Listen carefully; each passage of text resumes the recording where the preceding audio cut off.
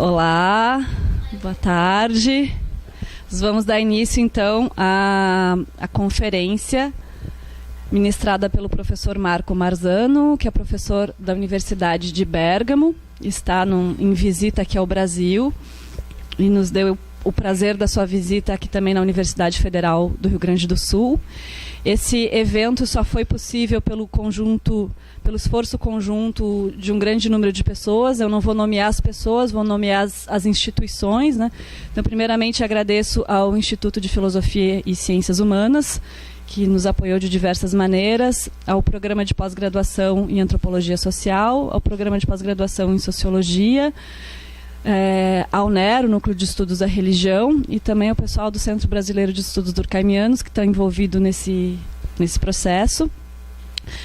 Agradeço também ao público aqui presente. E nós funcionaremos da seguinte forma: o professor Marzano fará a sua palestra em italiano, eu faço uma tradução consecutiva, tentando me ater às ideias centrais do que ele tiver dito. Vou tentar fazer o mais literal possível. Talvez eu perca alguma coisa, então vocês também tenham um pouco de paciência comigo. E, na sequência, o professor Carlos Eduardo Dulo vai levantar algumas questões para pontuar o debate, para abrir a interlocução. E depois nós abrimos para que o público possa participar, se envolver, fazer perguntas, né? A ideia é que essa sessão, no total, leve em torno de 2 horas, mais ou menos. E, enfim, quero, então, sobretudo, agradecer mais uma vez o professor Marzano por se dispor a estar aqui conosco para proferir essa palestra que tem como título A Igreja Imóvel, o Papa Francisco e a Revolução que Não Aconteceu. Grazie, mi scuso di non parlare portoghese. Grazie, obrigado, perché il mio portoghese è finito. No, per essere qui, così tante persone, sono contento. Grazie all'Università Federale del Rio Grande do Sul per l'ospitalità e alla professoressa Raquel Weiss per avermi invitato e per fare questo lavoro di traduzione simultanea. Poi vediamo dipende da quanto sarà cattivo il professore Edoardo, lo ringrazierò anche lui poi dopo, però. Thank you later. Joking. Ok, nella nostra epoca, almeno diciamo in Europa e in Nord America, la Chiesa Cattolica deve confrontarsi con molte richieste di riforma. Queste richieste di riforma vengono dall'esterno della Chiesa, dall'opinione pubblica, ma vengono anche dall'interno, da quei settori più progressisti, più di sinistra, che da molto tempo chiedono che la Chiesa si riformi, e cioè che introduca al suo interno dei valori moderni, si modernizzi, come la democrazia, la libertà di coscienza, l'eguaglianza di genere, la tolleranza sociale, eccetera. Queste due correnti, l'opinione pubblica e i progressisti cattolici, parzialmente si sovrappongono e comunque rappresentano una spinta, una pressione molto forte esercitano una pressione molto forte sulla Chiesa Cattolica. Então, primeiramente, eu vou falar na primeira pessoa, tá? Vai ser um pouco estranho, mas eu vou falar na primeira pessoa para não confundir muito. Então, muito obrigada pela hospitalidade, obrigada a todos pela presença. Obrigada é a única palavra que eu sei falar em português, então eu paro por aqui. Entre as poucas palavras. Agradeço a Universidade Federal do Rio Grande do Sul. Quanto ao Eduardo, eu vou ver se eu agradeço depois que ele fizer o debate, porque se ele for muito malvado, vamos ver se eu agradeço. É uma brincadeira. Enfim, então, começando a discussão, no nosso tempo, no nosso momento histórico, na nossa época, sobretudo no norte global, a Igreja Católica se confronta com demandas de reforma que são tanto de origem externa, pela opinião pública, mas também interna, de vertentes mais progressistas da própria Igreja, que instituíram demandas de ordem mais democrática, como, por exemplo, incorporar demandas de gênero, incorporar discussões sobre o fim do celibato, sobre união homoafetiva e uma série de coisas. Portanto, essa dupla pressão, que inicialmente não fazia parte da Igreja, vem também da Igreja e constitui o exercício de uma demanda, de uma pressão a qual a Igreja se vê na obrigação de tentar responder de alguma forma. Aggiungo ancora una piccola frase che forse puoi tradurre subito. E queste richieste non possono essere ignorate perché la Chiesa cattolica, pur se provengono da un mondo secolarizzato, è ancora nel West che la Chiesa cattolica trae la maggior parte delle sue risorse finanziarie e di legittimazione sociale. Quindi la Chiesa non può ignorare queste richieste. Então, essa demanda ela não pode ser ignorada, porque mesmo que a Igreja esteja inserida em um mundo secularizado, é também nesse mundo desse mundo que lhe vem a maior parte dos aportes financeiros, dos aportes materiais. Portanto, é um tipo de demanda que ela não pode simplesmente ignorar. Ok.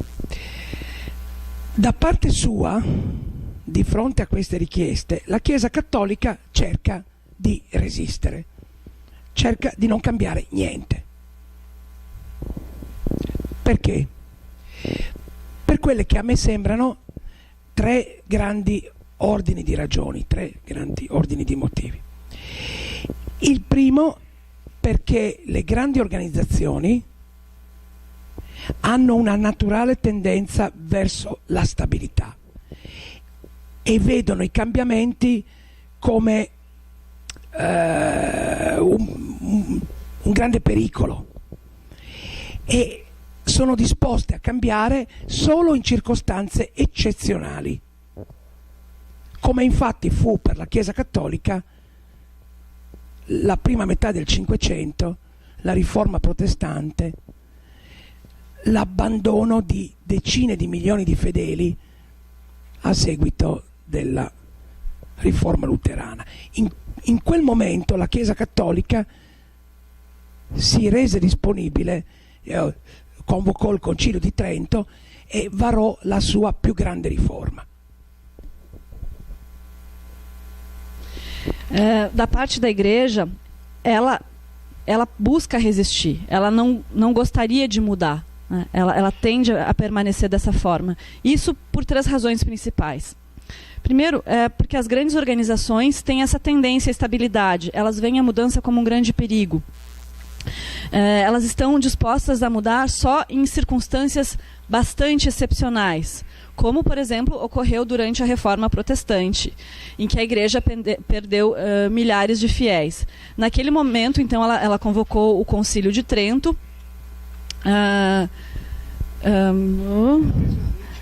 sim, como uma reforma, como uma reação à Reforma Protestante. Se vogliamo essere più precisi sul primo punto ancora, fu Carlo V e non il Papa a decidere il concilio. Scusi. Fu l'imperatore Carlo V. Sì. Anche allora. Sim. Sim, mesmo naquela época não foi nem o Papa que decidiu pelo concílio, foi o imperador Carlos V. Che aveva il problema dei luterani in Germania. Secondo motivo. Seconda situazione, la situazione di oggi, la situazione attuale è molto diversa da quella del 1500, perché il numero di cattolici sta crescendo, anche il numero di preti nel mondo sta crescendo e la Chiesa cattolica è in difficoltà solo dove tutte le religioni sono in difficoltà, dove la religione è in difficoltà, cioè the secular Western Europe. Ma in questa parte del mondo tutte le confessioni, quelle progressiste e quelle conservatrici, perdono fedeli. Quindi introdurre delle riforme di tipo liberale, diciamo di modernizzazione, non risolverebbe nessun problema, perché le chiese che hanno introdotto queste riforme vanno male come la Chiesa Cattolica in questa parte del mondo. Porém, a situação atual é radicalmente diferente do que aquela que havia naquele momento. O número de católicos no mundo agora está crescendo. Inclusive, o número de padres também passa por um suave crescimento. O número de pessoas batizadas está crescendo na África e na Ásia.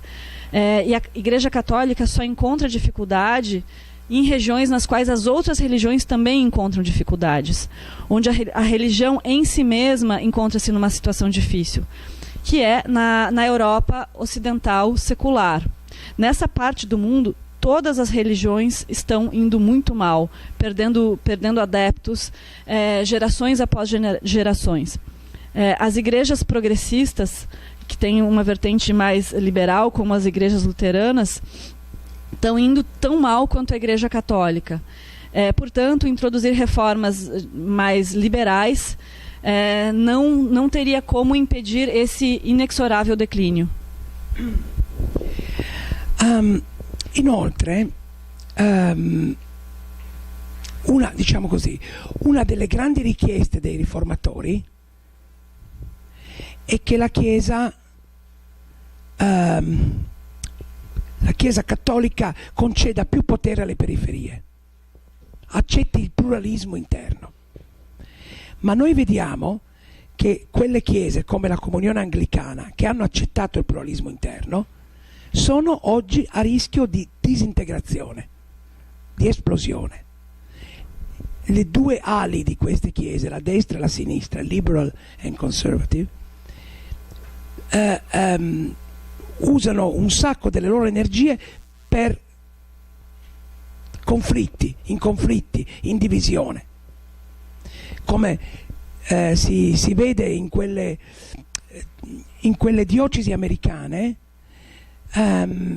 nelle quali che sono dominate dai liberal, e nella quale quelli che non sono liberal fondano un'altra diocesi affiliata a qualche chiesa dell'Africa. Cioè potremmo arrivare alla situazione estrema di avere nello stesso territorio due diocesi che si fanno la guerra all'interno della stessa comunione. Ademais, uma das grandes demandas dos reformadores da igreja é que a igreja conceda um papel mais importante para a periferia. Mas o que acontece é que as igrejas que já fizeram isso, como por exemplo é o caso da igreja anglicana, essas igrejas também estão indo muito mal.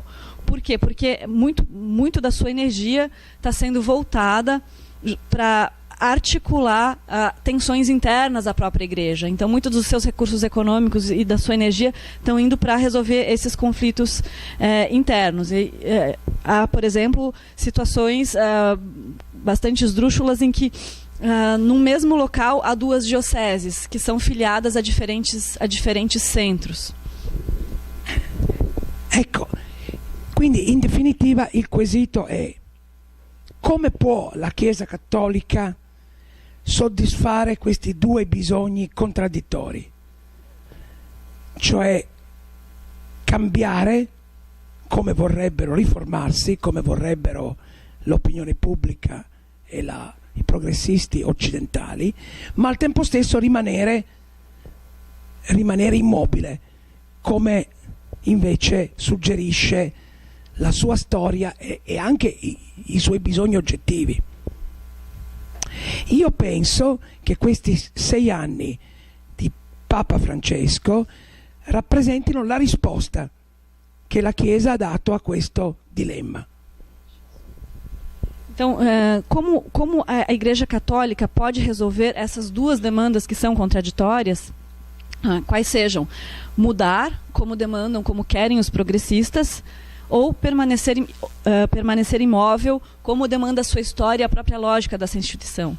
E a minha hipótese é que a resposta a isso pode ser encontrada nesses anos do papado di Francisco. Infatti sappiamo che le dimissioni di Benedetto e la elezione di Francesco, come probabilmente è avvenuto sempre nel passato con ogni nuovo Papa, hanno eccitato gli spiriti, hanno alzato le aspettative di milioni di persone nel mondo per l'inizio di una nuova epoca, facendo sperare l'inizio della nuova epoca. Quindi tutti hanno sperato che Francesco fosse il leader rivoluzionario che era atteso da molto tempo, e immediatamente dal primo momento, da quella prima sera sul balcone di San Pietro, Francesco è stato celebrato come il grande rivoluzionario. E tutti gli elementi di discontinuità sono stati esaltati, tutti gli elementi di continuità sono stati marginalizzati, ignorati. De fato, essa demissão do Papa alemão conservador Benedito e a eleição do Papa Francisco, assim como a provável eleição de todo o novo Papa no passado, exaltou os espíritos, levantou expectativas de milhões de pessoas por todo o mundo em relação ao possível início de uma nova era, de uma nova época para a Igreja. Mas a esquerda católica e a opinião pública ocidental esperavam, ao mesmo tempo, que ocorresse uma profunda mudança na Igreja Católica, que ela finalmente viesse a acontecer, que Bergoglio tivesse sido o líder revolucionário que os católicos no mundo estavam esperando durante muito tempo. Então, imediatamente, já na noite da sua eleição, foi o Papa fez menção a virtudes revolucionárias que começaram a ser celebradas. Por outro lado, todos os elementos que representavam algum tipo de continuidade eram marginalizados, instaurando-se assim essa duplicidade. O que é da ordem da conservação do mesmo era marginalizado, e aquilo que parecia um sinal de ruptura era então celebrado. Da parte sua, il Papa ha, incoraggiato queste speranze. Lo ha fatto con dei gesti simbolici. Si è chiamato Francesco, si è definito vescovo di Roma e non pontefice universale, ha deciso di vivere in Santa Marta, si è messo le scarpe vecchie invece delle red shoes di Prada, di Ratzinger, si porta altre cose di questo genere, no? E anche prodotto dei documenti che autorizzavano la speranza, primo fra tutti l'Evangelii Gaudium, che è un po' il manifesto del suo papato, quello che il suo programma, ecco, diciamo. O Papa Francisco, de sua parte, inicialmente também encorajou essa esperança por uma grande transformação. Ele fez isso a partir de alguns gestos simbólicos, né? Só para mencionar alguns, ele decidiu se chamar Francisco, ele se apresentou como bispo de Roma e não como pontífice universal, decidiu viver em Santa Marta, em usar sapatos simples em vez dos famosos sapatos vermelhos que o Ratzinger usavam, que eram da marca Prada, carregando uma bolsa bastante velha e assim por diante. E também com alguns anúncios, com alguns pronunciamentos que foram bastante explícitos. O mais relevante dentre eles é aquele que continha a exortação apostólica do Evangelii Gaudium, o seu manifesto político. Nel tempo, anno dopo anno, questa energia rivoluzionaria di Francesco è diminuita. Passando dalle parole ai fatti, il Papa non è stato in grado di diciamo, di realizzare, di mantenere le sue promesse. Soprattutto non ha riformato la Chiesa. Non ha riformato la Chiesa. Che cosa intendo io per riformare la Chiesa? Intendo cambiare i rapporti di potere all'interno della Chiesa. Potere tra centro e la periferia, tra gli uomini e le donne, tra i preti e i laici.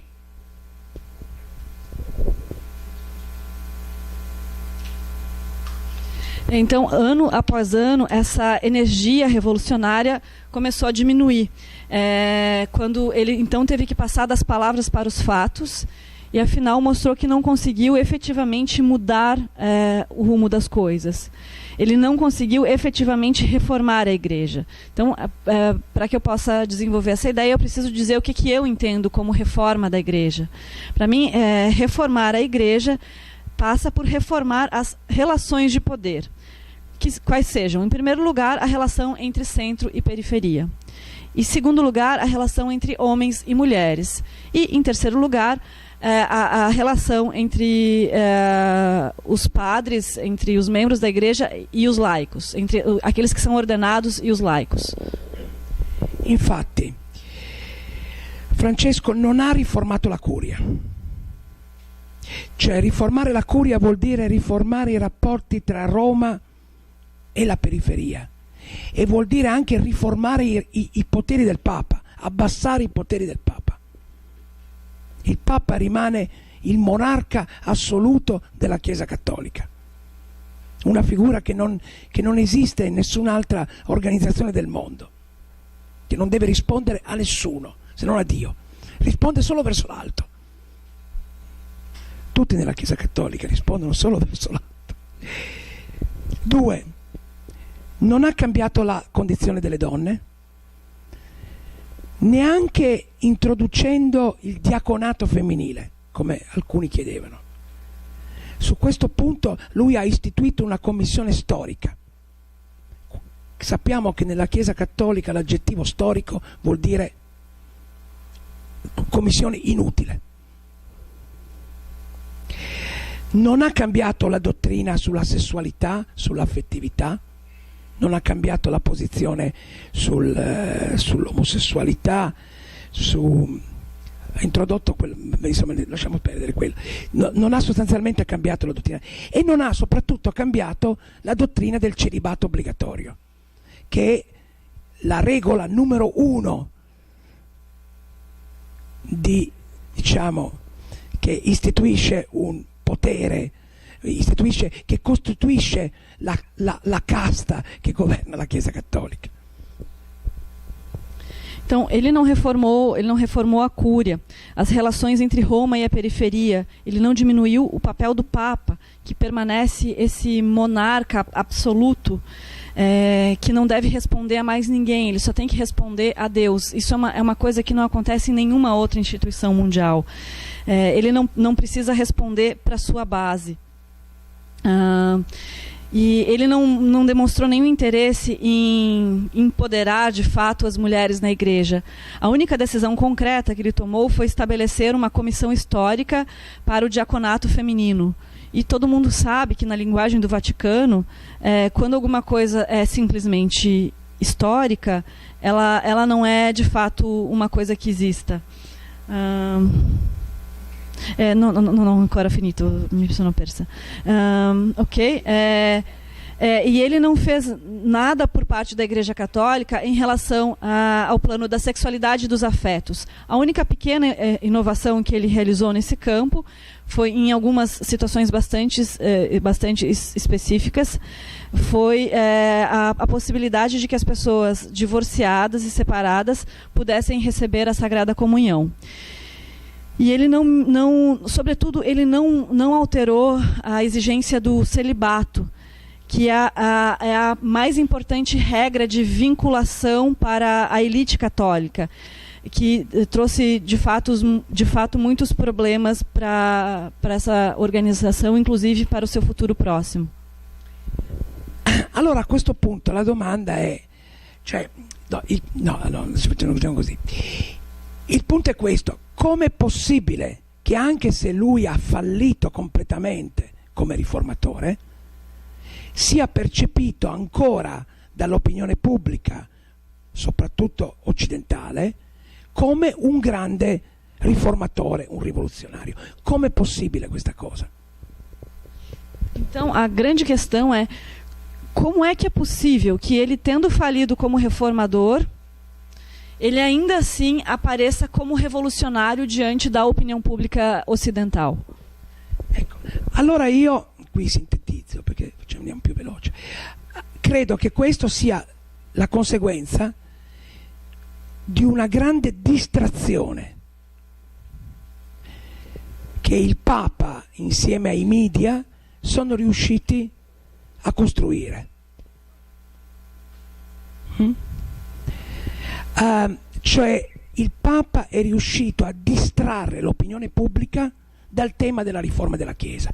Il tema della riforma della Chiesa è finito in un cassetto, non se lo ricorda più nessuno. Come è stato possibile questo? Perché il Papa ha concentrato la sua attenzione su altre cose. Então, a questão é como é possível... acho que isso já... Bom, vou falar a questão é como é possível que ele tenha falido como reformador e ainda se mantenha como revolucionário diante da opinião pública. Até a minha tese é que isso é uma consequência de uma distração que o Papa conseguiu instituir junto com a mídia. O Papa conseguiu distrair a opinião pública concentrando-se sobre outras coisas. Su cosa si è concentrato? Prima cosa, social and political issues. La migrazione, la povertà, capitalismo, diseguaglianze sociali.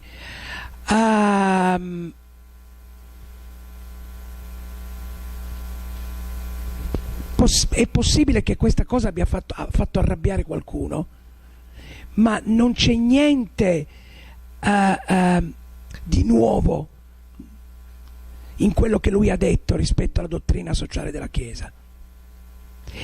Il grande vantaggio è che lui, parlando di questioni sociali e politiche, parla di cose che non è chiamato a risolvere, quello che dicevo prima, no? Di cose che non è chiamato, di cui non è responsabile della povertà nel mondo, e quindi può denunciare tutto quello che vuole, perché tanto non paga le conseguenze. Então, como é que ele fez isso, afinal de contas? Ele fez isso desviando o foco para questões de natureza social e política, como, por exemplo, a questão dos imigrantes, das desigualdades sociais, etc. Né? Isso até pode ter causado alguma irritação, pode ter deixado algumas pessoas bastante furiosas. Mas a verdade é que não tem nada de novo nesse discurso que ele faz em relação àquilo que já está implicado na doutrina social da Igreja.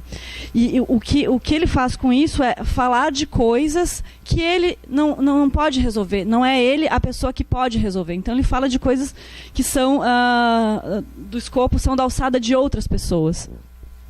Il secondo punto è molto importante. Si è inventata la storia dei nemici del Papa. Sappiamo che i mass media cercano sempre delle storie, diciamo, drammatiche, no? Cercano dei plot di fantasia in quello che succede nei palazzi del potere. Nella storia che è stata costruita dai media con la collaborazione del Papa, il Papa è un santo, un uomo di Dio, pieno di buone intenzioni, ma sfortunatamente circondato dai cattivi, i lupi, i cardinali cattivi che in maniera costante cercano di impedirgli di fare le cose giuste.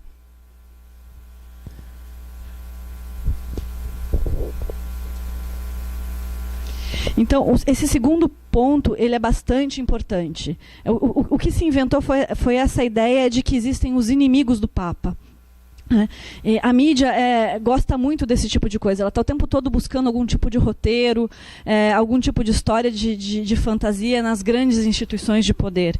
Então, nessa narrativa que se está construindo atualmente, o Papa é apresentado como esse homem santo, esse homem de Deus, mas que é circundado por um monte de lobo mau, esses cardeais malvados, que não deixam ele fazer as reformas que ele precisa fazer. Então, o responsável pela história não é o Papa, mas esses cardeais malvados.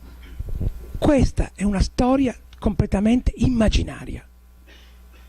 Non esistono prove di questa storia e mi ricorda molto, scusate la citazione, tramite, come si chiama, Scott, di Earth, di Dominion, vabbè, James Scott, ma non importa. Mi ricorda la storia che raccontava Lenin, Vladimir Ilyich,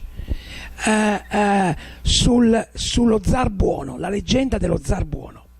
Lo zar è buono, lo cita James Scott, ma è circondato da cattivi. Lui vorrebbe il bene del popolo, ma i cattivi gli impediscono di fare il bene del popolo.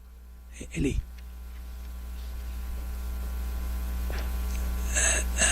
No, Lenin, this story is completely imaginary.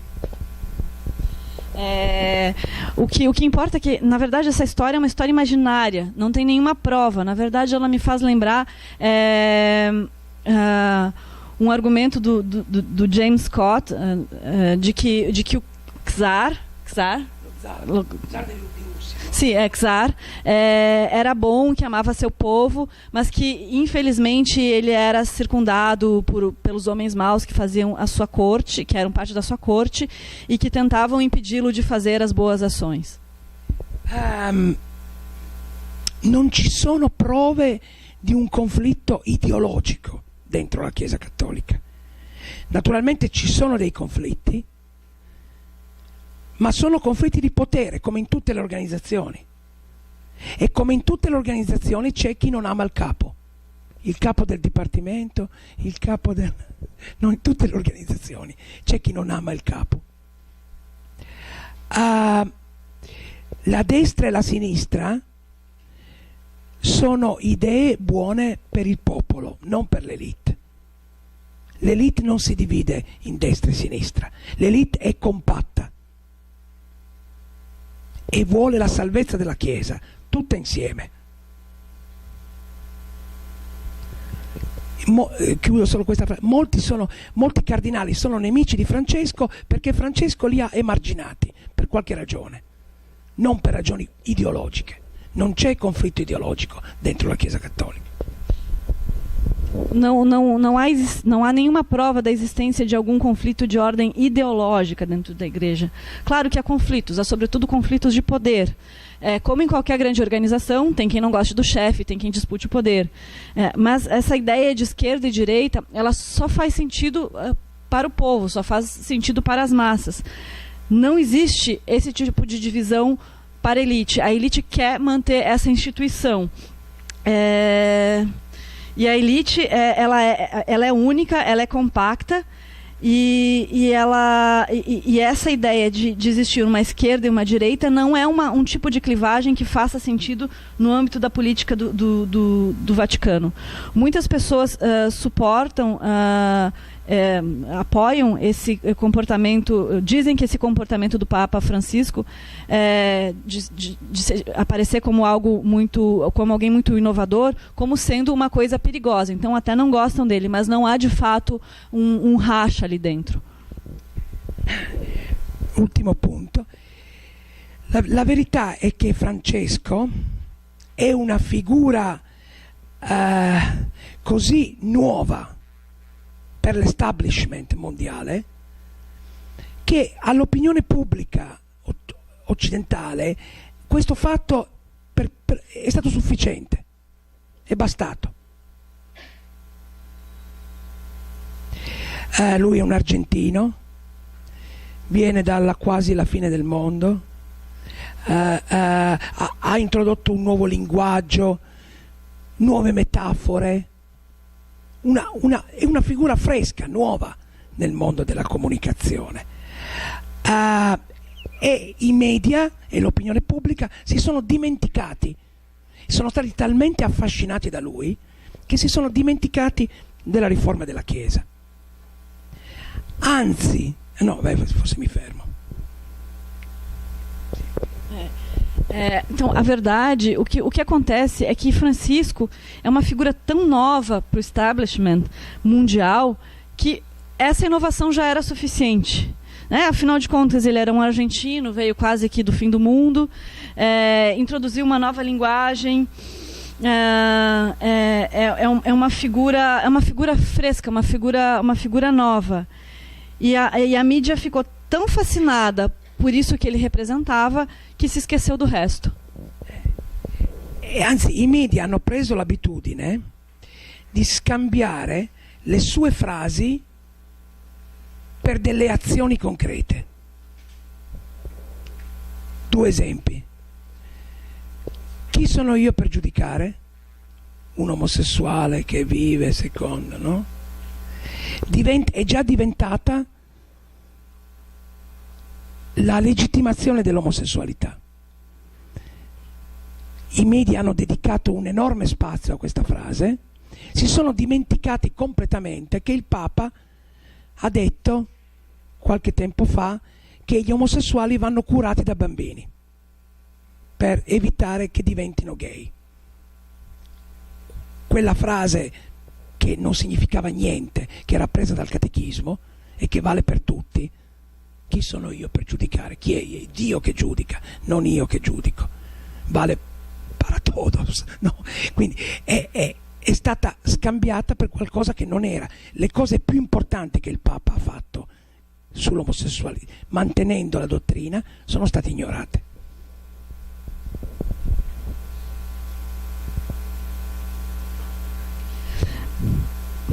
Então, a única... o que a mídia fez, o que a mídia tem feito é confundir as suas frases com ações concretas. Por exemplo, a frase que ele diz de quem sou eu para julgar um homossexual, enfim. Isso foi confundido com uma ação de efetivamente inserir os homossexuais dentro da igreja. E a mídia se esquece, por exemplo, coisas que ele falou em outros contextos, de que os homossexuais deveriam ser curados desde a sua infância, que eles deveriam ter uma educação, uma criação que permitisse que fossem curados.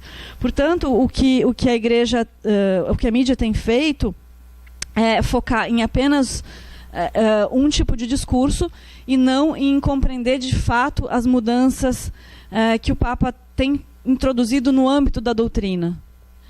Só para completar, e diz que, por exemplo, essa frase diz que quem sou eu para julgar é uma frase que está no catecismo e que deveria valer para todo mundo, não tem nada de novo nisso. Un altro piccolo esempio, ma lo citiamo solo così. Quando ha detto che è andato da un terapista, era pagina prima, da ragazzo, perché una volta è andato da uno psicanalista per una visita, è già diventata l'accettazione della psicanalisi da parte della Chiesa. Ele está dizendo outro exemplo, né? Diz que uma vez o Papa se dirigiu a um psicanalista, isso para a mídia já parecia que a igreja estava aceitando a psicanálise. Che non è vero. Concludendo, la verità è che se si guarda le sue azioni e non le sue parole, Francesco è esattamente l'opposto di un riformatore. È l'uomo della riconciliazione della Chiesa Cattolica. Verrà ricordato per essere l'uomo della riconciliazione. È l'uomo che chiude la stagione dei conflitti dentro la Chiesa Cattolica. L'uomo che riaccoglie i teologi della liberazione, Gutierrez, ha ricevuto Gutierrez, fa Santo Romero, eccetera, ma è anche l'uomo che riporta nella Chiesa Cattolica i tradizionalisti di Monsignor Lefebvre, la destra e la sinistra. È l'uomo della unità della Chiesa, non della riforma, non della spaccatura. I riformatori sono persone che dividono, lui è un uomo che unisce. Então, para concluir, a verdade é que quando se olha as suas ações e não somente as suas palavras, ele é o oposto de um reformador. Ele é um conciliador. Ele é a figura que quer encerrar os conflitos, que quer pôr fim aos conflitos dentro da igreja, que acolhe desde a teologia da libertação até a missão persa qui de um lado la destra de Lefebvre, sim, Monsignor Lefebvre dell'estrema destra, sim, que representa essa extrema direita tradicionalista. Faccio un altro esempio, è l'uomo che va a Lund a celebrare i 500 anni della riforma protestante, ma che poi firma con Kirill, il patriarca russo, l'uomo di Putin, un documento pieno di misoginia, di omofobia, un uomo che si adatta alle caratteristiche del suo interlocutore. Então, é a mesma pessoa que celebrou os 500 anos da Reforma Protestante, mas que também foi à Rússia e assinou um tratado que era um tratado homofóbico, que era um tratado misógino. Então, ele é essa figura que concilia esses aspectos contraditórios. Ma tutto questo lo fa in nome dell'unità della Chiesa, della riconquista dell'unità della Chiesa dopo la stagione dei conflitti aperta dopo il Concilio Vaticano II. E ele faz tudo isso em nome de uma empreitada de reunificação da igreja, uma reunificação após os vários conflitos que foram introduzidos após o Concílio Vaticano II. Chiudendo, in questo modo l'organizzazione è riuscita a salvarsi. La domanda che ora ci dobbiamo porre è che cosa si inventeranno per il futuro, chi sarà il prossimo Papa?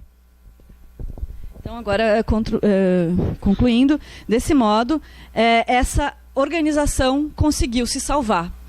A grande questão agora é saber o que vão inventar depois e o que se pode esperar de um novo papado. Obrigado, grazie.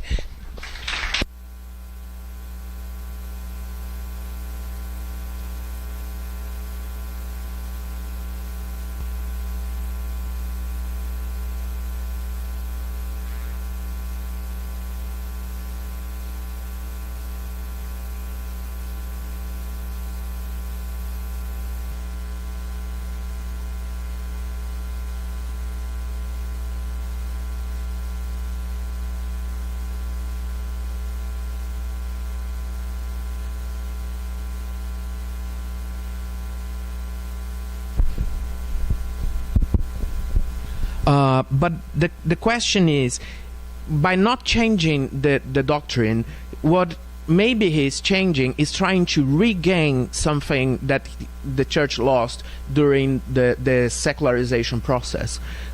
So when he's what you call a distraction, I would maybe think that he's trying to pose as someone in the church, as someone who is above and concerned with social and political issues. He's trying to say, this is my issue, this is something that I should address, but I'm not allowed to do that because you have states and you have governments. And when you place him in our contemporary world, where you have in France, in Germany, in Spain, in the UK, in the United States, very conservative politicians, he's shown by the mass media as someone more revolutionary or someone who is more concerned with social and political issues than these other governments. So that would be one other issue that I'm trying to think with you. Então eu falei que uma das coisas que eu acho que é interessante é que o que ele está chamando dessa distração da opinião pública não poderia ser visto como, ao invés de uma que nessa distração da opinião pública ele está deixando claro que ele não está mudando a doutrina da igreja, mas que ele está se colocando como tentando reganhar algo que foi perdido pela igreja durante o processo de secularização, que é dizer que é sim assunto da igreja se preocupar com os assuntos políticos e sociais, né? E que frente a um contexto contemporâneo global em que há um aumento de políticos conservadores na França, na Inglaterra, na Alemanha, nos Estados Unidos, né? Se ele não aparece para a mídia de massa justamente como alguém mais revolucionário ou mais progressista do que os líderes governamentais nesse sentido. Tinha mais... And in the end, just the last question that you are already probably expecting. What difference does it make he being a Jesuit in that sense? Então eu falei que a última pergunta que provavelmente ele já estava esperando era: que diferença faz ele ser um jesuíta para tudo isso? Is he a Jesuit? Yeah. I don't think so. He was expelled by the Jesuit order many years ago. I remember that when he came back from Germany at the age of 40, I think, after he tried to get a PhD in Germany, he failed, and he came back to Germany. The Jesuit closed the door in front of him and say, "No, you are not a Jesuit anymore." So I don't think he is really, but I don't want to answer because it's not. But I think he's not so close to the Jesuit, and even the Jesuits are divided in many wings. But for the rest, social and political issues. In English, no, in English it's fine. No, in English. About social and political issue, there is nothing new in his word. If you remember, after the collapse of communism, Wojtyla wrote Centesimus Annus, which was an encyclica very critical with capitalism, because after the end of communism, after the communism was defeated, the new enemy was capitalism. The alliance between capitalism and Catholicism was temporary, was strategic, was opportunistic, because Catholics they have never loved capitalism.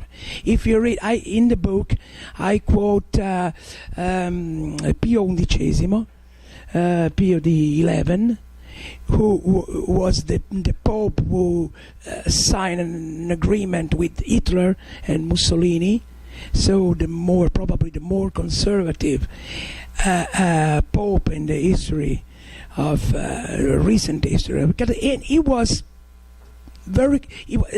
There are very severe words against capitalism. So Catholic never. The problem is social and political issues are, I think, in my interpretation, are they serve two functions. One is to distract the public opinion, and the second is to follow people's needs, because in these times, social and political issues are very important again, because the social and political order is in trouble. And of course, it's very good for the church having a leader who talk a lot about this issue without any responsibilities, because he can say, "Oh, it's awful that the pollution is awful, that is poverty is awful," but he doesn't have any responsibility in solving this, being given. Disaster, giving offering a solution to this. So, mi fermo. Em relação à pergunta das jesuítas, ele é mesmo um jesuíta? Porque até onde eu sei, ele também foi expulso da ordem dos jesuítas. Ele saiu para estudar e no retorno ele quis voltar, não foi bem aceito, e mesmo entre os jesuítas há distinções. Essa parte eu resumi porque eu não consegui pegar inteiro. Mas, enfim, em relação às questões de ordem social e política, a verdade é que não tem nada de novo no que Francisco diz em relação às questões de política. Wojtyla, por exemplo, escreveu uma encíclica bastante crítica em relação ao capitalismo logo após a queda do muro. A aliança com o capitalismo, ela havia sido bastante curta, né, bastante estratégica, só em relação a questões pontuais. Mas logo depois a Igreja voltou a se colocar contra o capitalismo. Até mesmo Pio XI, talvez um dos papas mais conservadores que a Igreja já teve, até mesmo ele era bastante crítico ao capitalismo. Isso tudo para dizer que esse é um traço constante da Igreja Católica. E, na minha opinião, essas questões, esse posicionamento em relação a questões de ordem política e social servem a duas funções principais. Primeiro, distrair a opinião pública e depois responder à necessidade das pessoas e ganhar simpatia em relação à Igreja. E isso pode ser feito porque é relativamente fácil para que a Igreja tome posição em relação a isso. É fácil porque não é ela que tem que arcar com essas questões. Não é ela que tem que arcar com questões relativas à distribuição de renda, com mudança climática. É de responsabilidade de outras pessoas. Back to your fourth question about the modality of change. On this point, I have a very precise opinion. A sociological opinion, informed sociological opinion. I don't think that the big bureaucracy can change slowly, step by step. This is not the way they change. They change suddenly. I'm following Crozier, I'm following the other theories of organization who say this. In a sense, they change when they don't have any alternative than change. For instance, the times of before Council of Trento, for centuries, there were a lot of requests for reform. At the end, it was Luther, and after Luther, 50%, the Catholicism lost 50% of its believers, followers, in 2 decades. It was so tragic that they had to change, and they changed. They changed because from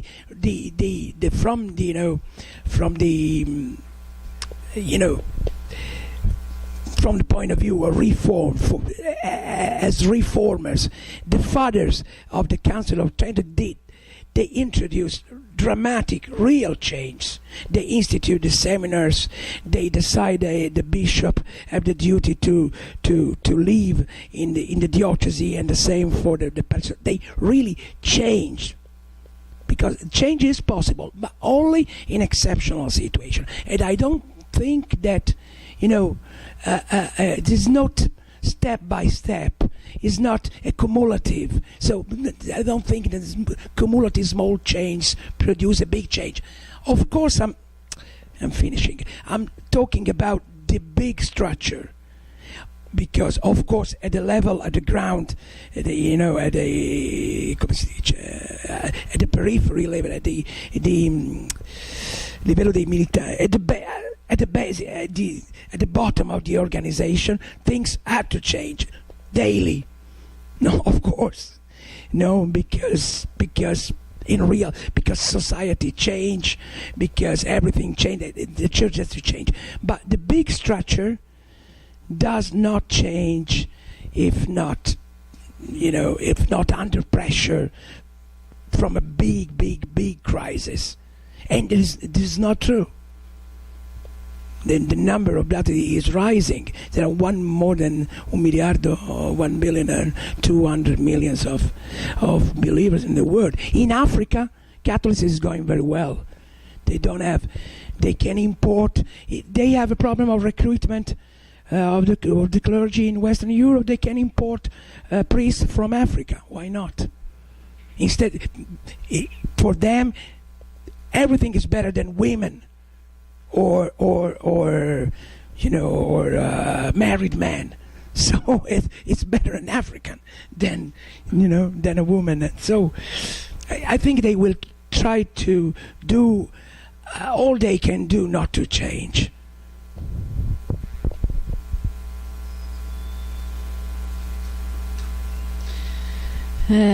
Então, em relação à modalidade da mudança, que é o tópico de uma das perguntas do Eduardo, eu tenho uma opinião que é sociológica, ela é sociologicamente informada. Eu acredito que uma grande burocracia não pode mudar passo a passo, não pode mudar lentamente. A mudança efetiva, ela só acontece quando não há outra alternativa. Antes, por exemplo, do Concílio de Trento, já havia uma grande demanda por mudanças. Mas só com Lutero passou a existir um período realmente crítico, com a perda de 50%, em torno de 50% dos fiéis. Então, eles foram obrigados a mudar. E, de fato, mudaram. Os padres que participaram do Concílio de Trento fizeram mudanças profundas. Instituíram, por exemplo, a necessidade de que os padres morassem nas dependências da igreja, enfim, uma série de outras mudanças. Mas mudanças assim só são possíveis quando existe uma situação realmente muito dramática. A mudança cumulativa que se faz a partir de mudanças menores, ela nunca é efetiva. E, claro, eu estou me referindo a mudanças grandes, a mudanças estruturais, a mudanças no núcleo. Na base, há mudanças. Conforme muda a realidade social, essas mudanças acontecem. Mas na estrutura, de fato, nas estruturas de poder, só há mudança quando há uma grande crise.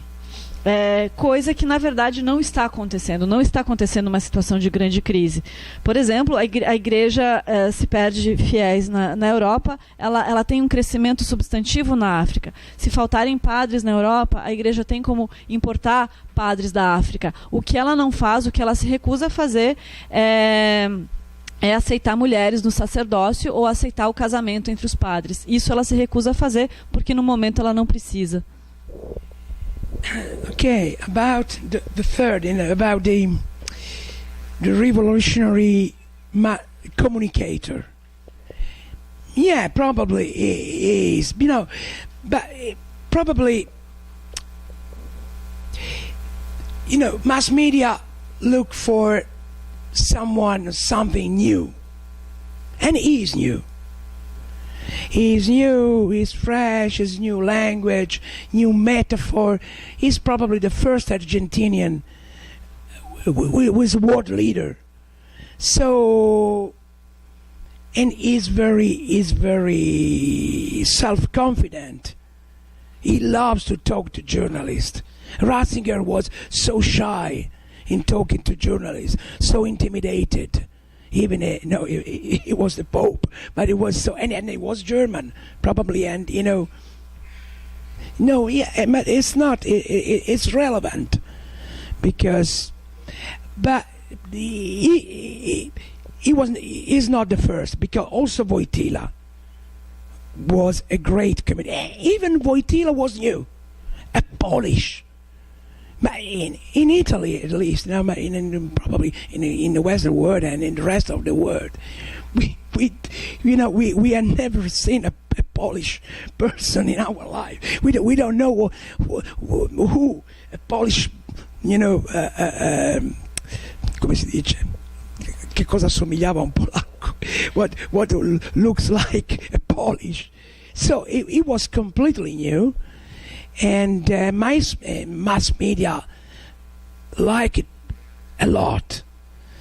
I think, but of course, I think Francis is doing a different job, because I don't think that Wojtyla, but this could be an interesting point for a comparison between the two papacy, because I don't think that Wojtyla was interested or was in distraction.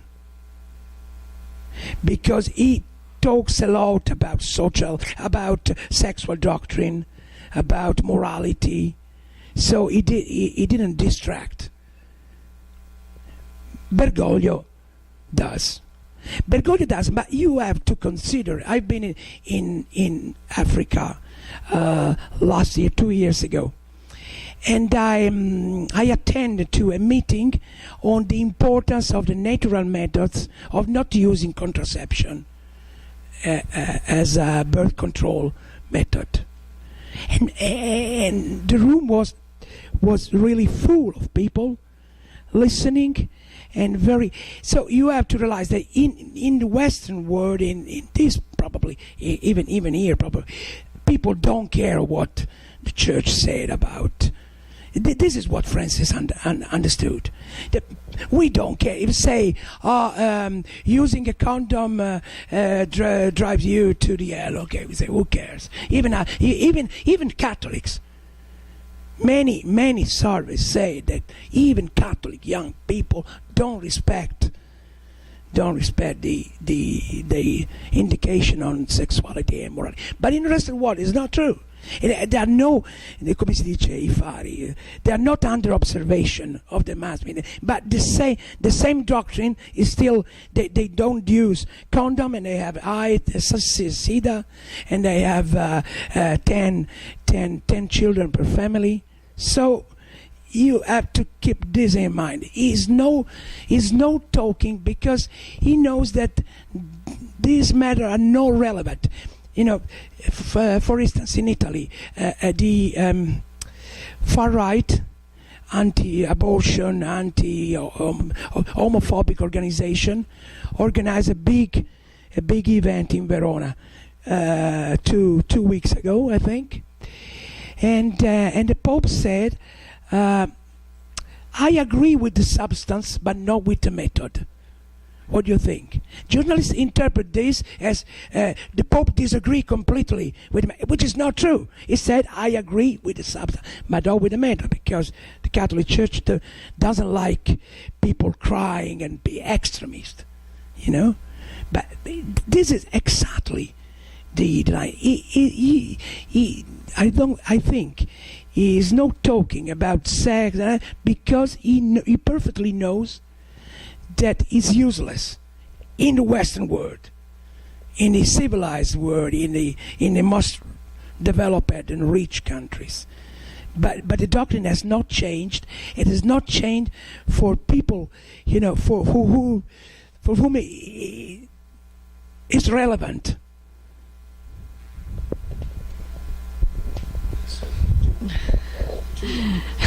Então, agora a questão sobre o fato de Francisco ser um comunicador revolucionário.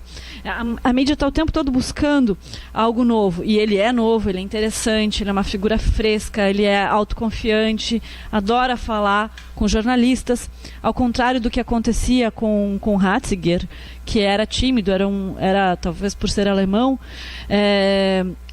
mas Wojtyła também era um grande comunicador, e ele também era novo.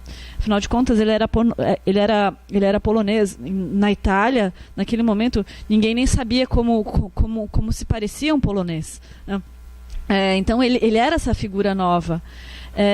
Mas Francisco está fazendo uma coisa que é muito diferente. Talvez nisso resida a diferença entre o papado dos dois, né? O Wojtyła não estava interessado em distração. Ele estava efetivamente interessado em discutir questões delicadas de forma séria. Coisa que não é o caso no papado de Francisco. E só para dar um exemplo, eu estive na África há um tempo atrás e participei de uma discussão sobre métodos contraceptivos. Se discutia muito seriamente os métodos contraceptivos. Bem, o fato é que Francisco sabe bem que na Europa essa não é uma coisa importante, porque mesmo os fiéis católicos na Europa, eles não ligam para o que a igreja tem a dizer sobre o uso dos contraceptivos. Sobretudo as pessoas mais jovens, elas não vão pedir a opinião da igreja, ainda que mantenham a sua fé. Portanto, falar sobre isso não seria relevante para esse debate europeu. Mas o problema é que em outros contextos, em outros países, a opinião da igreja sobre os métodos contraceptivos é algo que importa. Em Verona, por exemplo, o Papa chegou a dizer alguma coisa do tipo que eu concordo com a substância dessa discussão, mas não concordo com o método. É uma forma de se posicionar sem se posicionar. Portanto, ele não leva a sério essa questão das reformas morais no interior da igreja, porque ele considera que isso é sem sentido, não tem de fato importância. Porém, se essa doutrina não é importante no contexto ocidental, no contexto europeu, ela é importante num contexto mais periférico, em que as famílias têm muitos filhos, em que há uma situação de pobreza, em que se leva a sério a doutrina. E nisso ele não está mexendo. Very briefly now for the rest, because we don't have so much time. Left and right. Left and right. I confirm what I say. I think that left and right, it's something for the people. Something maybe for intellectuals, but it's not for the elite. Why is not for the elite? Not because there are not real difference of opinion, but because the Catholic Church is a hierarchical system. Every member every action is accountable only for the superior level. You don't have to be accountable for someone who is less than you. So the problem is, if you cannot express your opinion freely unless you are a pope. You are the Pope, because the Pope is the only one. He's a monarchy. He's the only one who can say what he thinks. He's the only one. If you wanted to have a career in a Catholic Church, you cannot decide to be on the left, on the right side. You have to, take for instance, Bergoglio story. He was for decades one of the enemy of the theology of liberation. He was one of the fan of theology of people, which is this strange thing, very populist, elaborated by Scannon and some Argentinian theologians.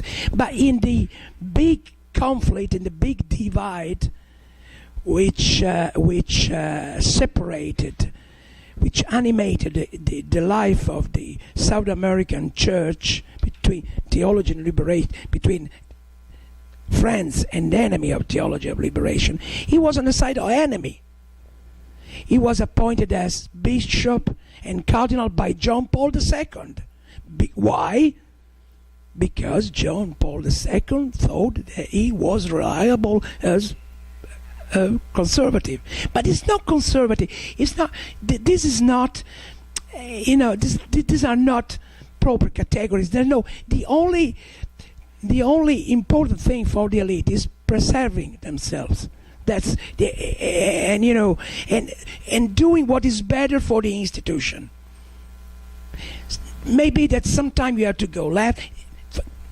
Another example, very, very, very briefly. At the beginning of his papacy, Bergoglio went probably to the left, because the left side suffered for decades under John Paul II and Benedict, and he has to regain the trust of this part, this wing. But now he's going other way, because the problem now is on the right side. On the right, the church is risking to lose trust and strength on that side. Now is against homosexuals, is pro anti-gender. The number of speeches about this are increasing, but not because he's a rightist or leftist, because this is what the situation needs.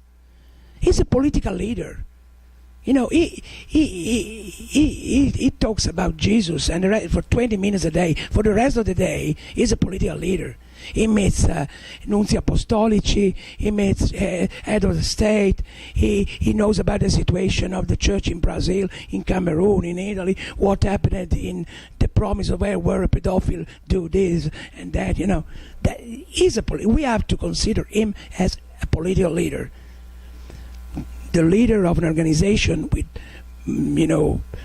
approximately 500,000 of priests and more than, come si dice, 1 miliardo?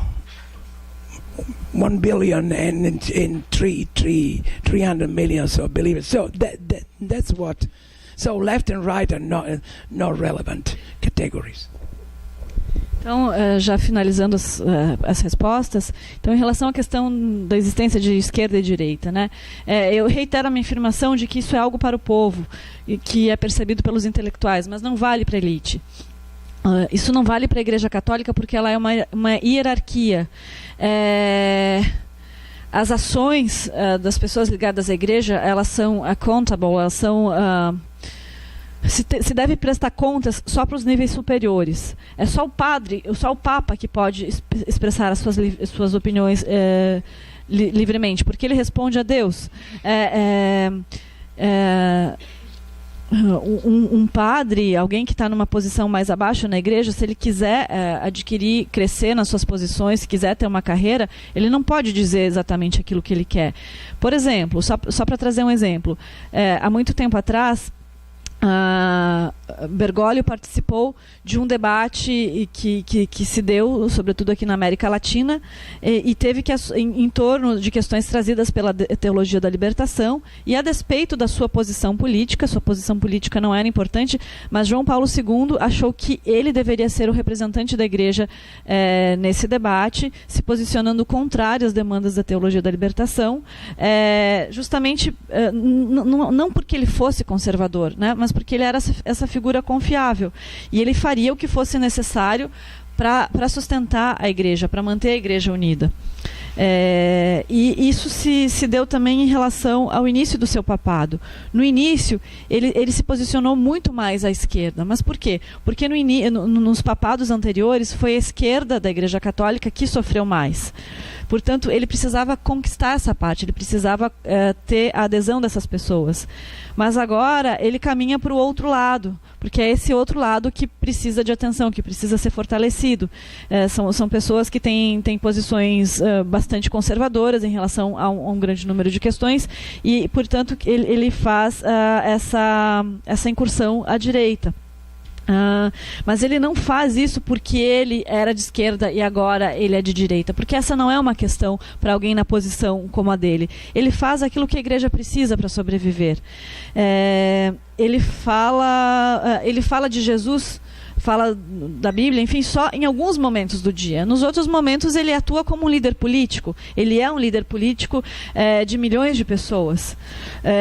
E, portanto, ele precisa agir dessa forma e não como alguém que está instituindo um posicionamento de esquerda ou de direita.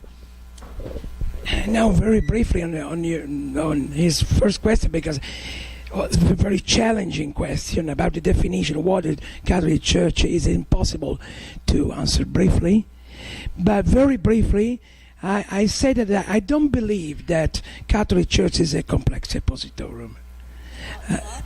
It's not complexio oppositorum following Carl Schmitt definition. I don't think that the doctrine is so ambiguous, but this would require much more time, and even it's very challenging what a Catholic Church is, and it depends probably on from which theoretical standpoint you choose, but it's but I don't believe so.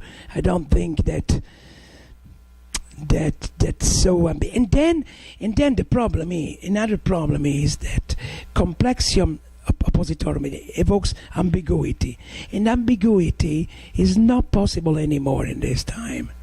In our, we live in an era of authenticity, and we don't like ambiguity. We can't stand the fact that the priest is homophobic in public, homosexual in private. We can't stand. We cannot set hypocrisy anymore. So complexum oppositorum has some difficulties to survive. If it was, but we need more time to think about that.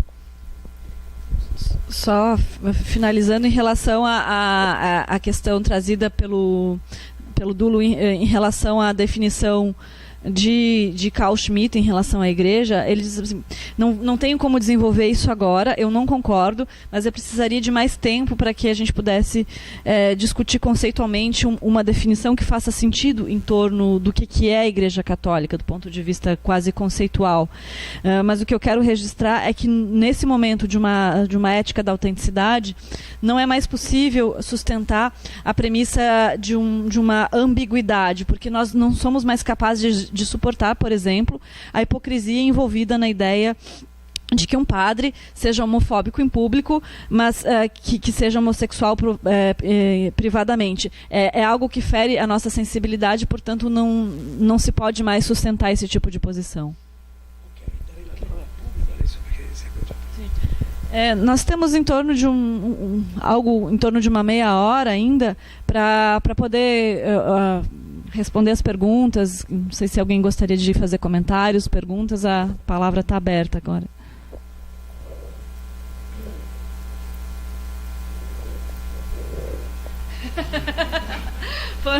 Foram 4 ao mesmo tempo. Que é Claude.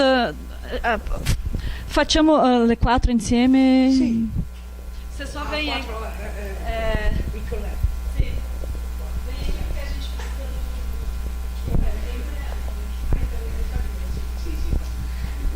La faccio in italiano così mi viene meglio, poi al massimo la traduce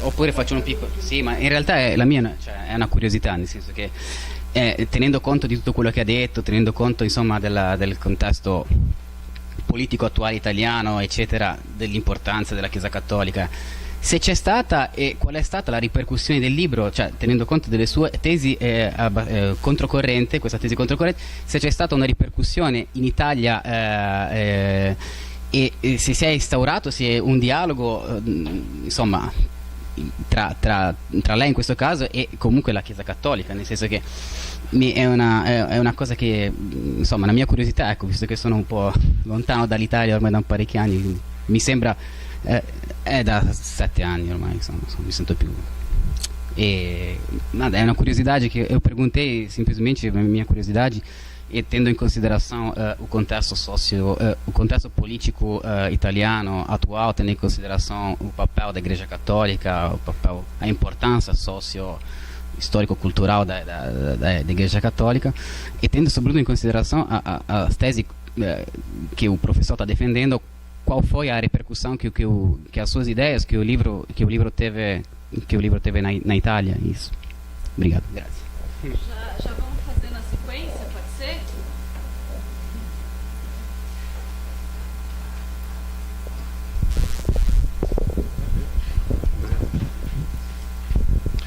My question is about the future. At some point, people will note this distraction, and they will be offended or something. I don't know. My question is, how long is possible to continue with this, and how strong is the pressure, and what are the forces or what are the tendencies underground, I don't know, that are going on, because it cannot continue forever. People at some point will react to that. They will say, well, we were fooled. Something is going on. Isn't the church creating a bigger problem for itself? I mean, is it saving itself, or is it creating a bigger hole under their feet? That's my question. Eu perguntei quais são o que ele imagina de futuro, ou de possibilidades de futuro, no sentido de que as pessoas em algum ponto vão se dar conta dessa distração que o Papa está usando como estratégia para sobreviver. E quando se darem conta dessa distração, o que será? Não vai estar criando um problema maior ainda para a igreja? Isto é, como é que a igreja vai continuar construindo estratégias para resistir a essa pressão de mudança? Até quando? Não pode ser eternamente, imagino.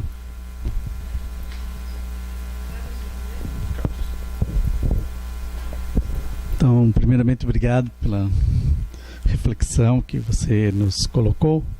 Eu vou falar em português, alguém traduza depois, porque estou muito cansado já do meu inglês. A primeira coisa que eu queria comentar é que o fato do Papa ser latino-americano não é algo de menor importância em qualquer análise que se faça da Igreja. Eu acredito que é um momento em que a presença de um Papa latino-americano fez diferença na Igreja Católica. E uma questão sobre a qual eu tenho refletido, inclusive já escrevi, é a de que, para além da questão do poder, há neste Papa uma questão central que eu chamaria que é uma preocupação pastoral. E é uma preocupação pastoral que vem desde uma experiência que foi marcante na vida dele, como bispo em Buenos Aires ou como padre, onde ele esteve, ainda que não estivesse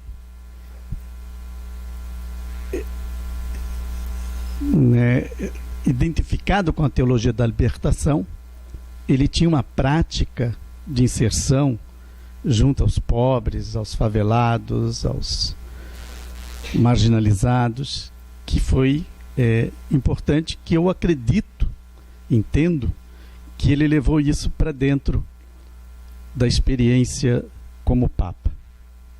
Essa é uma questão. A outra, a sua análise da Igreja me soa muito como uma análise do poder, como se a Igreja fosse só o poder. Eu acho que a Igreja é muito mais do que o poder. Eu acho que há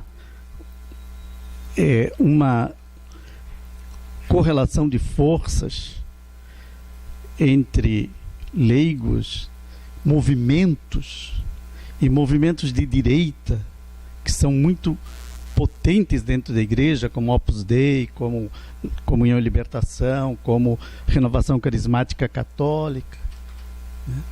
Que também precisa ser levado em conta em qualquer análise que se faça da Igreja Católica.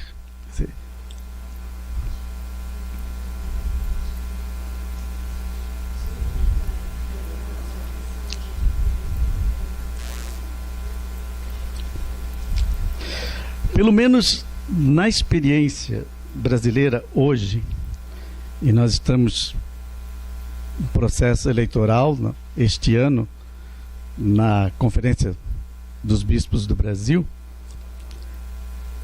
a Igreja brasileira hoje, nos seus fiéis, e na maioria dos seus padres, é mais conservadora do que o Papa. Né? Então, eu acho que isso é preciso levar em conta. Quer dizer, você não está pensando a Igreja a partir de um poder que existe sem um processo de legitimação que envolve e que está ali. Então, né, eu acho que é importante. A última questão se há algo, ao meu ver, que em termos sociais, hoje, é uma questão que é crucial para a Igreja Católica, pelo menos na América Latina, é a questão da pedofilia. E não é só um problema da Igreja Católica, é um problema da opinião pública e de um olhar sobre a pedofilia, né, que eu diria que é fundamentalmente um olhar norte-americano, protestante, né? Que aonde essa questão da pedofilia, né, ganhou um sentido e uma centralidade muito grande. Então, eu acho que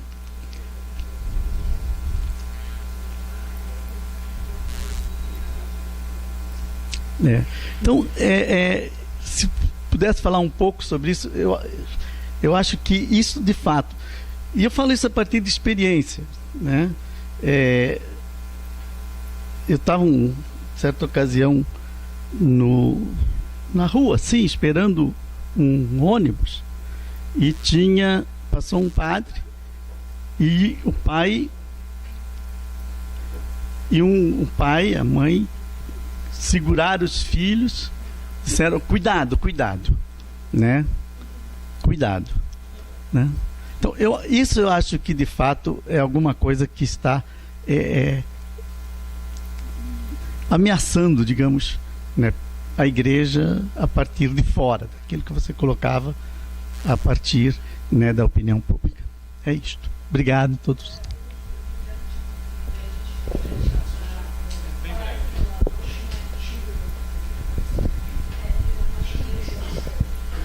Posso passar aqui? Tá bom. Posso? Bom, como vou falar de questões locais, eu vou me reservar o direito de perguntar em português também. E também queria partir do princípio que eu não pesquiso religião, então a minha pergunta é orientada pela experiência de ser católico e conviver dentro da CNBB. Bom, e aí são duas questões, uma em relação à igreja brasileira e algumas distorções que se vê nos rumos da igreja brasileira em relação à leitura que tu faz da igreja no mundo, né? Tu afirma que a igreja cresce, e ela efetivamente cresce, eu não estou questionando isso, na África e na Ásia, e ela diminui em lugares em que a religião diminui. No Brasil a gente tem um contexto em que a religião não diminui, mas a igreja diminui vertiginosamente. E a gente tem, ainda que o discurso público, especialmente uma parte da CNBB, seja assumir que a igreja diminui e faremos algo sobre isso,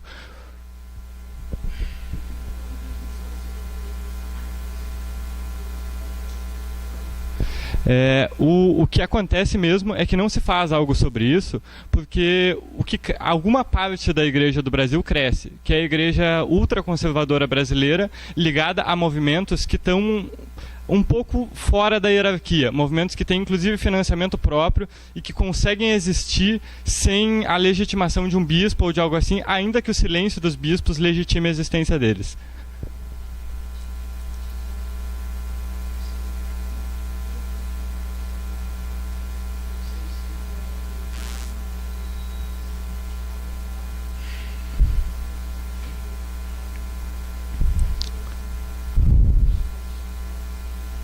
E isso não parece um fenômeno historicamente solto, porque a última vez que a igreja brasileira cresceu efetivamente foi quando a igreja brasileira poderia ser dita institucionalmente de esquerda.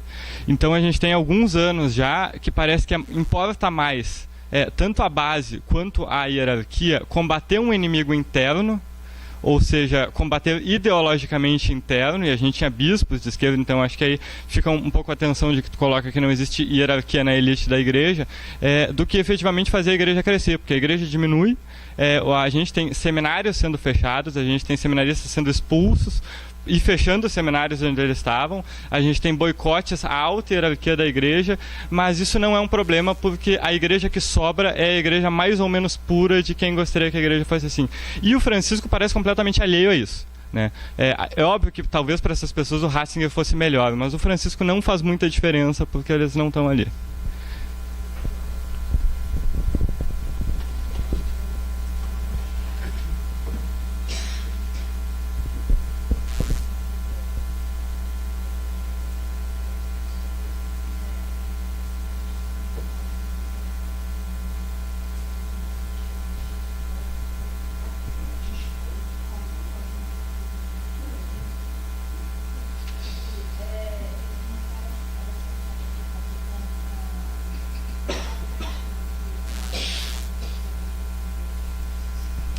Só para concluir isso, depois a outra é bem pontual. E quando eu digo que o Francisco não faz diferença, não é que o que ele fala não faz diferença. É que a figura dele não influi em nada no que essas pessoas pensam sobre a igreja.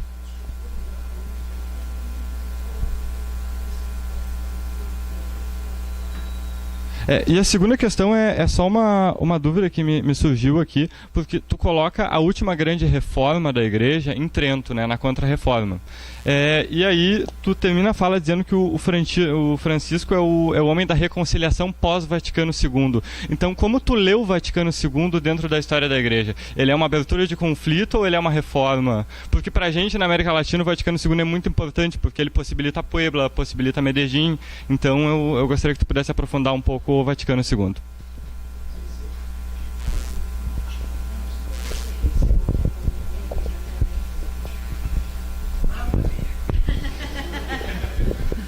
Povero me.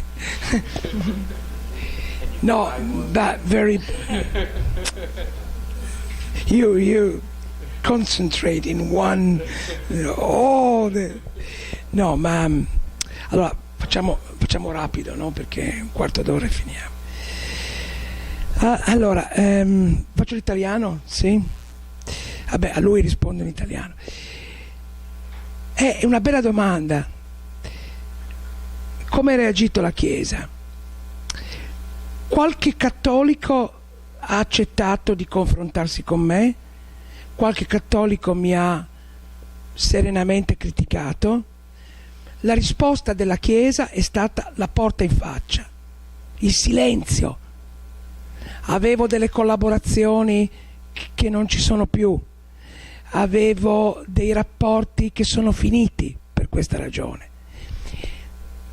Avevo scritto degli altri libri scomodi, dove parlavo della secolarizzazione, dove parlavo della crescita del carismatismo, molto critici verso il cattolicesimo. Tutti accettavano, i preti, la Chiesa accettava di parlare con me. Qui ho toccato il Papa e la gerarchia, morto. C'è gente che mi dice: ma chi te l'ha fatta fare? Tu rischi dicendo queste cose. Io non credo di rischiare niente, e anche se rischiassi me ne frego, ma però la reazione è stata un rifiuto assoluto di discutere, fatta qualche eccezione, Andrea Riccardi, insomma qualcuno che ha accettato di discutere il libro, ma sono eccezioni. La strategia è stata il silenzio. L'ultima cosa da dire: il giornale della Chiesa Cattolica, Avvenire, che mi critica tutti i giorni, che mi ha stroncato tutti i libri, di questo libro non parla, non c'è una riga. Il silenzio.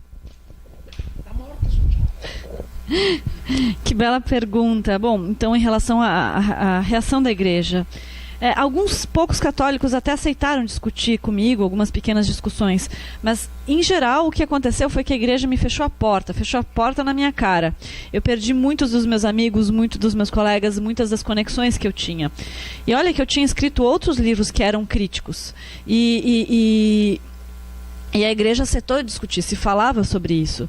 Mas quando eu ataquei o Papa, quando eu ataquei o centro do poder, a estratégia da igreja foi o silêncio. Eles simplesmente não falam a respeito.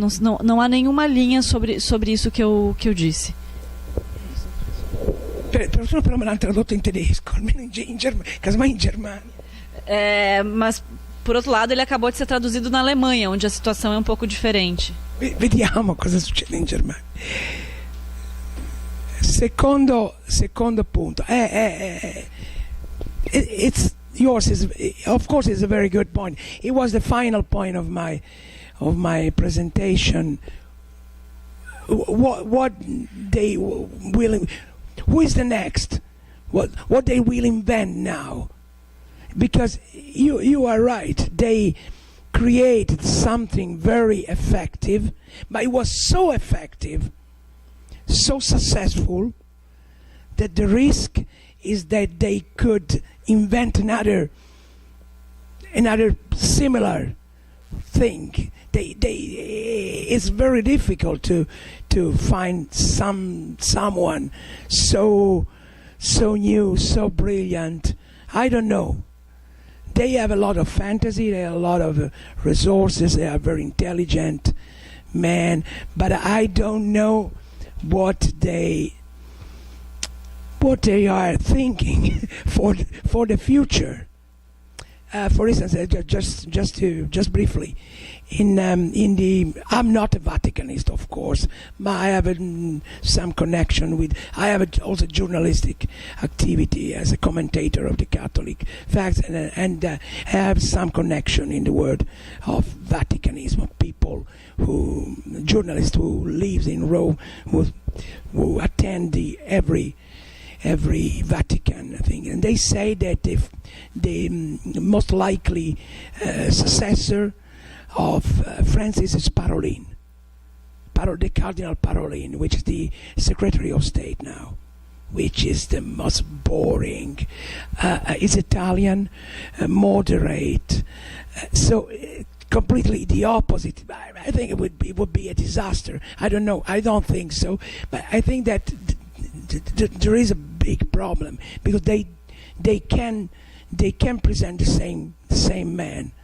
So they have to invent something else, and I don't know what they do. But could be a trap for them. But Bergoglio's success could be a premise of the big disaster. You don't think so? No, pensavo, no Giulia, no, ti vedevo la faccia scettica. Ok, so scusa. Então, o que vai acontecer depois? Bom, você está certo. Eles criaram algo tão efetivo, que parece que dá tão certo, que o risco agora é conseguir inventar alguma coisa que seja de tal forma eficaz, que seja assim tão brilhante. É claro, eles são cheios de recursos, de ideias, são muito inteligentes, mas a verdade é que eu não sei como vão se virar no futuro. Não sou um vaticanista, mas faço um trabalho também um pouco como jornalista, tenho conexões no Vaticano, e o que dizem é que muito provavelmente o próximo sucessor será o cardeal Parolin, que é uma pessoa um pouco tediosa, aquela pessoa ali no meio termo, é um italiano, tá naquela zona cinzenta, não tá nem de um lado nem de outro, mas a verdade é que eles não podem colocar alguém que seja igual ao Francisco. Então Bergoglio pode ter sido nesse momento a salvação da igreja, mas talvez ele venha a ser a sua ruína se eles não souberem de que forma resolver essa questão da sua sucessão. Allora, la domanda successiva, le tre domande sue, parlo in italiano. È vero, cioè tu dici lui è un pastore, no? Ha una grande attenzione per il piano pastorale. Vero, ma non è un parroco. E il rischio è che la pastorale, questa è la mia idea, può essere qualcosa solo di locale. La pastorale è qualcosa che riguarda il rapporto tra il pastore e le pecore, e il gregge. Le parole d'ordine che lui costruisce, il pastore deve sentire l'odore del gregge, qualcosa, no, che cosa ha detto, quelle cose lì. Tutto questo linguaggio pastorale, i preti, i vescovi lo usano come decorazione. Cioè il rischio è che non cambi niente. Adesso il Papa si mette le scarpe vecchie, i vescovi dicono mannaggia, devo rinunciare a quelle belle scarpe che ho comprato l'anno scorso e mettere quelle vecchie perché sennò mi vede il Papa. Ma sono cose superficiali. Cioè l'insistenza sulla pastorale non è che non sia importante, ma rischia di diventare vuota, di diventare slogan. Rischia, perché la pastorale può essere tutto il contrario di tutto. Bom, é verdade sim que ele é um pastor e cuida das coisas num plano pastoral, mas agora ele já não é mais um pároco, e essa atitude pastoral mais efetiva, ela só pode ser local, entre o pastor e suas ovelhas. Portanto, o que acontece agora é que as suas frases ressoam muito, mas são palavras um tanto quanto decorativas, que mudam coisas pequenas. São coisas que permanecem numa dimensão um tanto superficial. E eu não estou dizendo que essas questões pastorais não sejam importantes, elas são muito importantes, mas o problema é quando elas não se transformam em coisas efetivas e correm o risco de permanecer apenas um discurso vazio. Secondo punto tuo, la questione dei poteri che influenzano. Tutto vero, ma nella Chiesa comanda uno. Giovanni XXIII aveva, quando è stato eletto, l'età di Bergoglio, 78 anni, mi sembra, e in 3 mesi ha deciso il concilio. C'erano un sacco di persone contrarie, c'era una grande opposizione, c'era sconcerto, c'era terrore. Il Papa ha tirato dritto. Se il Papa vuole fare qualcosa, il Papa può fare tutto quello che vuole. Sobre os poderes, os outros poderes que circulam. Tudo isso que você disse é absolutamente verdade. Mas o problema é que na igreja, em última instância, só tem um que manda. Qual, Giovanni? Veja, no caso de João 23, ele acabou resolvendo a questão do concílio em 3 meses. E é claro que havia disputas internas, haviam pressões de todos os lados, mas no final das contas, ele deu a cartada final e ele fez o que achava que devia ser feito. Ultimo punto tuo, la pedofilia. Questo è proprio il problema numero 1. E perché il problema numero 1? Perché è un problema che non si può risolvere con le parole. Senza riformare la Chiesa non si risolve la pedofilia. Non si risolve. Si può dire zero tolerance. You can say what you want. You can invent 300 meetings about the importance of being against this and that. But if you don't change mandatory celibacy, if you don't close the seminars, the problem of clerical pedophilia, you won't solve the problem of clerical pedophilia. And this is quite evident, even without, there are very good scientific analysis about that, and made by the North American or Irish scholars. But the problem is to solve the pedophilia you have to change the church, and this could be the next big issue. This is already the big issue for the one in which all the stratagems invented by the Pope to distract the public opinion are not. They don't work and not effective, because in looking at the protection of our youth as of child, we want facts and the risk. And if the Catholic Church in this field, if the Catholic Church don't refuse to reform itself in order to solve this problem, the main risk is that it will be completely destroyed by a wave. Come si dice una valanga?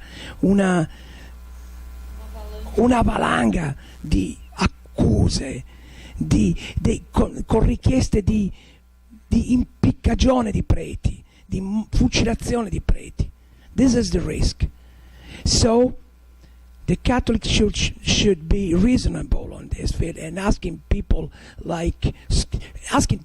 the scientific community to help, to offer real, pragmatic, concrete solution, not just to criminalize pedophilia, but to solve the structural problem implicated in the problem of pedophilia. Because it's not the responsibility of the pedophilia cats are not only of the priest but also of the structure. That's the problem. Yeah, okay. Bom, então eu acredito que a pedofilia é de fato o problema número 1, porque é justamente esse o problema que não pode ser resolvido com palavras. Pode-se dizer o que quiser, Mas só mudanças como, por exemplo, mudanças no celibato, na forma de instituição do seminário, só mudanças nesse setor que podem resolver efetivamente o problema da pedofilia. Todos os estratagemas usados até agora não foram efetivos. Para que possa existir uma proteção das crianças, é preciso fatos. E nesse campo, a Igreja Católica não pode recuar, ela não pode não fazê-lo, sob o risco de se afundar completamente sob um avalanche de denúncias.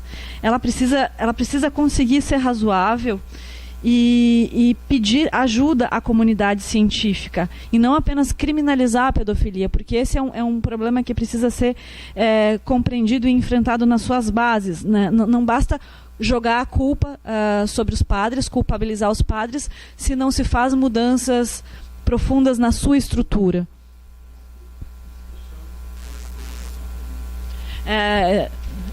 L'influenza nordamericana sullo sguardo che abbiamo.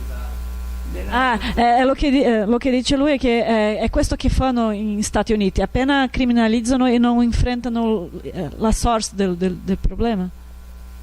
Non so, ci devo pensare, forse, però sì, forse hai ragione, però noi non facciamo dovremmo fare il contrario, occuparci della struttura, allora. That's what we don't. Yeah. No, not to individualize the problem. No, of course, there is a moral responsibility of the abuser, of course, but it's not every. There are also other responsibilities, other responsible for that, yeah. But you're. I never thought about that. I will think about it. Last but not least, we have. In italiano, ok, abbiamo la stessa situazione in Italia, in tutta Europa. Le uniche forme di religiosità che crescono sono quelle che hai detto tu, i movimenti, le sette spontanee, Comunione Liberazione, i neocatecumenali, rinnovamento carismatici, questi. Però tu dici, però la Chiesa accetta queste forme perché sono le uniche che danno risultati di crescita, di fedeli e anche di risorse. Ma non può accettare che queste forme diventino le forme prevalenti nella Chiesa, perché se no si perde la Chiesa Cattolica. La Chiesa Cattolica è basata sulla gerarchia.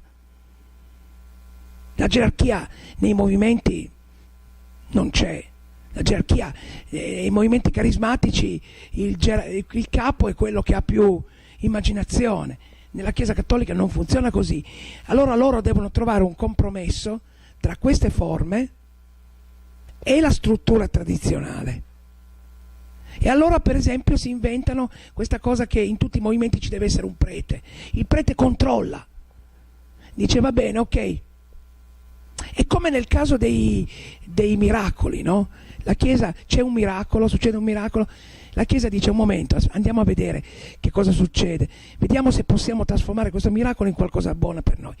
Ma la struttura della Chiesa non può farsi cambiare da questi movimenti, li deve tenere sempre alla periferia, perché il core, alcuni di questi movimenti sono clericali, Comunione Liberazione, fondata da un prete, diretta dai preti, alcuni catecumenali, rinnovamento, non sono clericali, vanno bene ma vanno tenuti sotto stretto controllo da parte dell'autorità.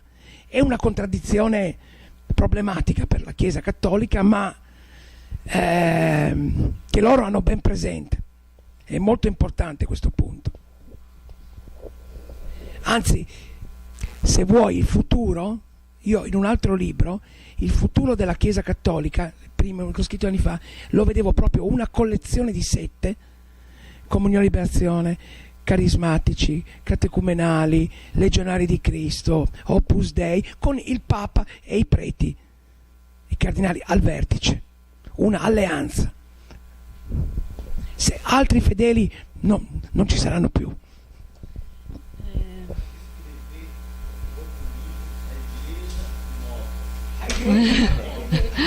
Sì, infatti no, ma è vero, ma perché l'iglesia del basso si muove, e come dice lui, cambia, non è che non cambia, è l'iglesia dall'alto che è immobile. Vou começar pelo fim, né? O Carlos diz, a gente precisa escrever então um livro sobre essa igreja que é móvel. Diz, sim, a base é móvel, o que não é móvel é o topo. Então, na Itália se tem essa mesma situação que aqui no Brasil, né? Que é um crescimento de movimentos dentro da igreja que são de direita. Por que a igreja aceita esses movimentos de origem popular? Ela aceita porque são os únicos que oferecem uma forma segura, precisa de crescimento e que trazem recursos. Então, eles são importantes para a igreja, mas ela não pode aceitar a forma desses movimentos. E o que ela precisa é achar um jeito de instituir um comprometimento entre essas formas mais de base e a sua estrutura, que é mais tradicional. E inventaram, por exemplo, algumas coisas que, para que esses movimentos possam ser considerados movimentos que são ligados à Igreja Católica, deve ter ali um padre responsável por eles. Que é a mesma coisa que acontece com o Campo dos Milagres. Acontece um milagre em tal lugar, a Igreja manda os seus especialistas para testar o milagre e ver se ela pode aproveitar alguma coisa de útil a partir disso. Então é uma forma de um controle da cúpula sobre as coisas populares.